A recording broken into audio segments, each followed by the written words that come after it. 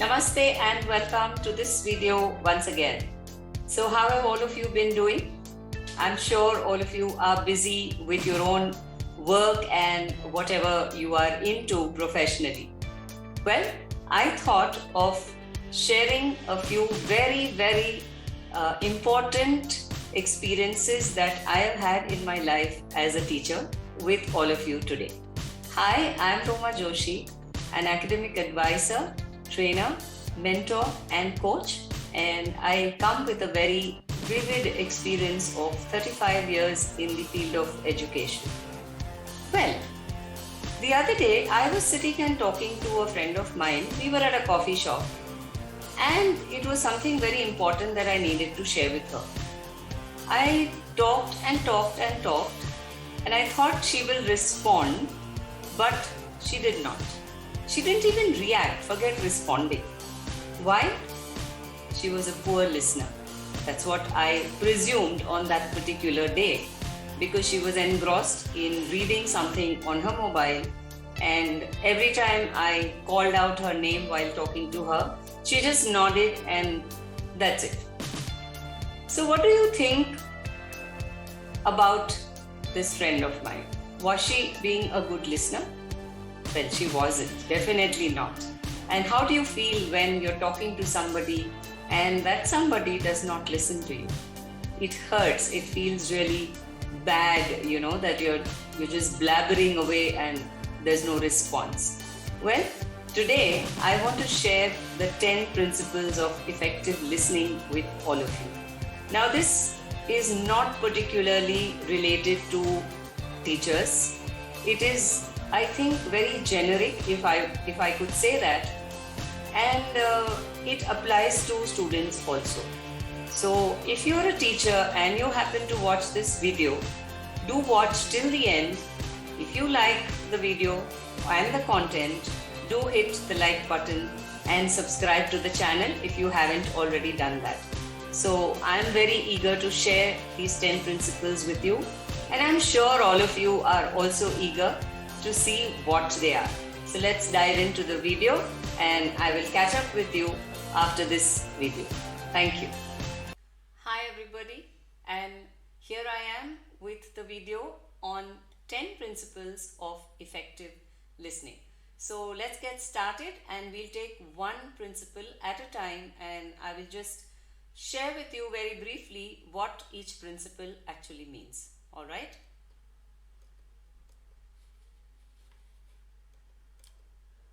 The first one, stop talking.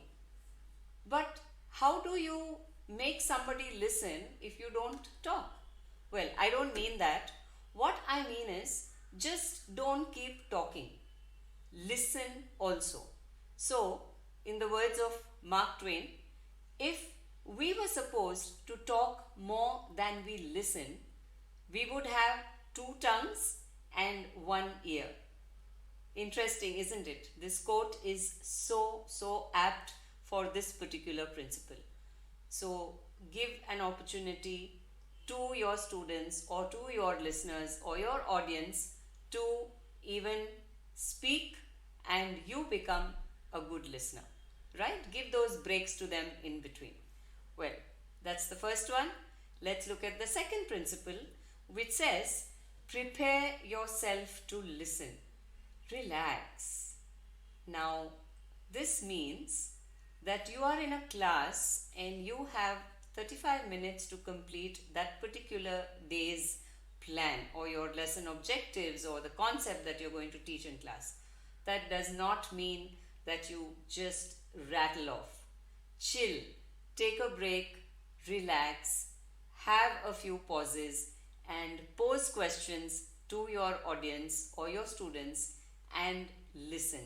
What happens here is that when you stop talking for a few moments, you are even giving yourself a break to catch your breath and go back to whatever you are supposed to be teaching in the period.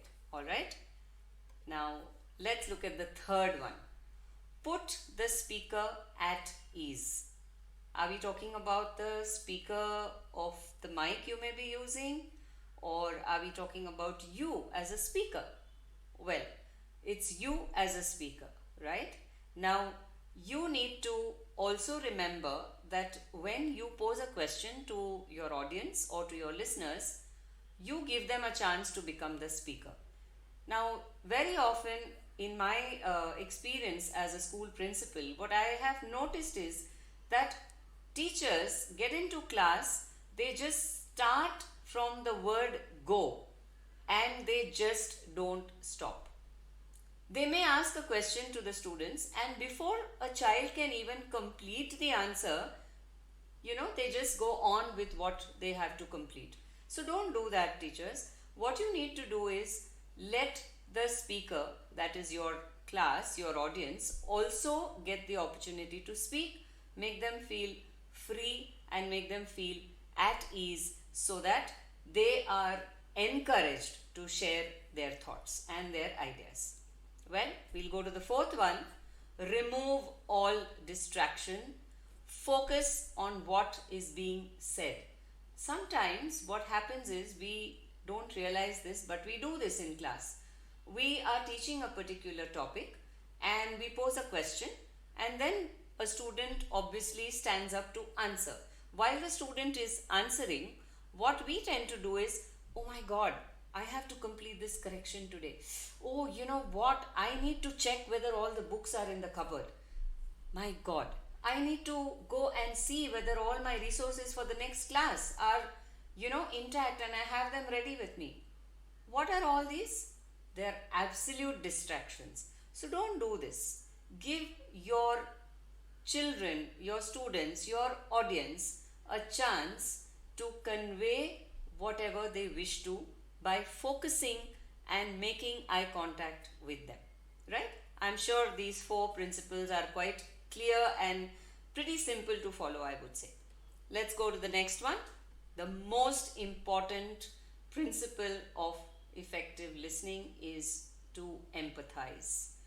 We sometimes show sympathy, we sometimes show kindness, we sometimes give maybe a 50% listening ear to what somebody is trying to tell us, but we rarely empathize. This is one quality, friends, that we need to inculcate within ourselves first and then teach it to our children. They have lost it somewhere. So it's your responsibility, I would say, to make them develop this value of empathy.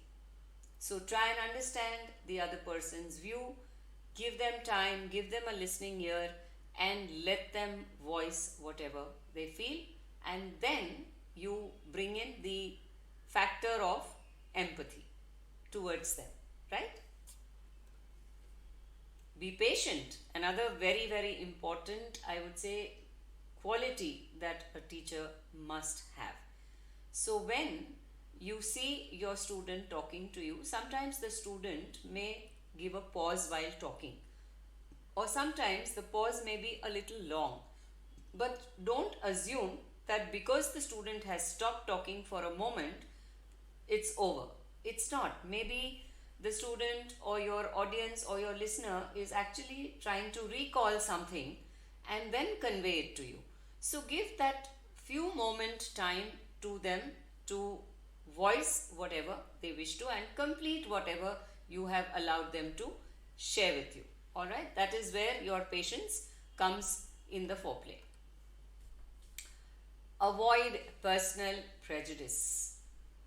Well, this is something which has been coming down the years, and in all my experience, all my years of teaching and dealing with teachers, what I have noticed is that they do tend to become prejudiced. Now, I don't think this is a very good sign, because you as a teacher need to be impartial. You need to learn how to treat everybody equal.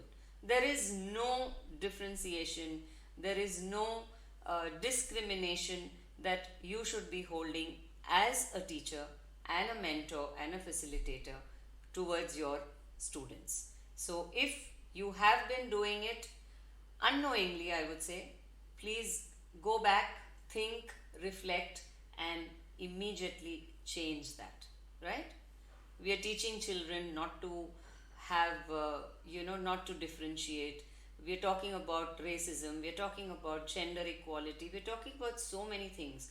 And if we as teachers are not going to practice, I think it is very unfair on the students. The next principle, listen to the tone. Now, sometimes when a person talks to you, the way the person talks, the tone, the volume, I would say the pitch of the voice, whether it's too high, it's too low, it's loud, it's soft, everything adds up to what that person is trying to tell you. So look out for these nuances, listen carefully, and figure out what the child or the student or your listener is trying to convey to you. The next one is listen for ideas. Sometimes because of these pressure on completing the syllabus, completing the lesson in that stipulated time, what we tend to do is we're just listening to words. Like there's some sound which is coming into our ears and we are listening, but we are not simultaneously trying to figure out what are the ideas. What is the thought process of the child behind what he or she is trying to share with you? So don't do that. What you need to do is figure out the entire picture from the few words that the child may have spoken to you, right? Put all these together like a jigsaw puzzle. I'm sure all of you are capable since you're so experienced in the field of teaching, and you will definitely be able to come up with what exactly your student has been trying to convey to you, right? And the last one of the 10 principles, wait and watch for non-verbal communication. So what do we mean by non-verbal communication? We all know that we do communicate using a language. Now, communication happens in the verbal form, it happens in the written form, it happens in the non-verbal form. So when you observe your audience, you may find certain children, giving certain facial expressions, using certain eye movements while talking, or even listening to you, or they may use certain gestures when you ask them to share whatever you ask them to. Well, look out for all these things and gauge where the child is coming from. There may be children who may be going through some kind of mental pressure, and through their non-verbal communication they want to communicate to you and they want to convey to you. So look out for all these signs, and later on, whenever you find time, associate with these students, call them aside, talk to them, give them a listening, patient ear, and resolve whatever their challenge may be. Well, so that was it, the 10 principles to effective listening. I hope all of you have sat with your notepad and your pens and have taken down all these points, because these are going to be very handy when you are dealing with certain students in your class who need to be given the listening ear. You need to be patient, you need to be empathizing with them. So put these 10 principles into practice, and I'm sure you will turn out to be an excellent listener. I say this to all the teachers that I have worked with, that the first quality a teacher needs to develop is being a good listener. And I'm sure all of you agree with me, don't you? Well, so do leave your comments in the comment section. If you have any questions, you are free to put them and I will definitely respond to your questions.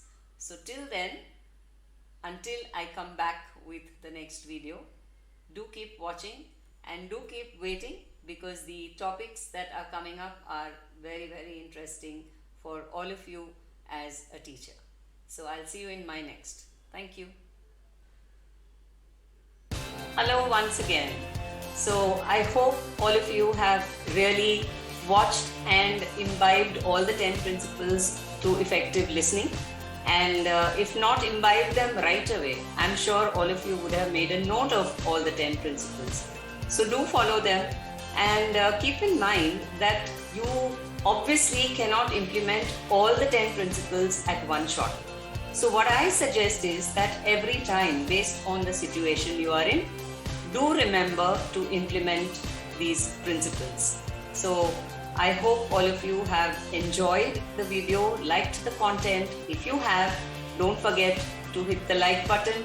And if you wish to subscribe, please go ahead and do that, because then you will be updated every time I put a video on the channel.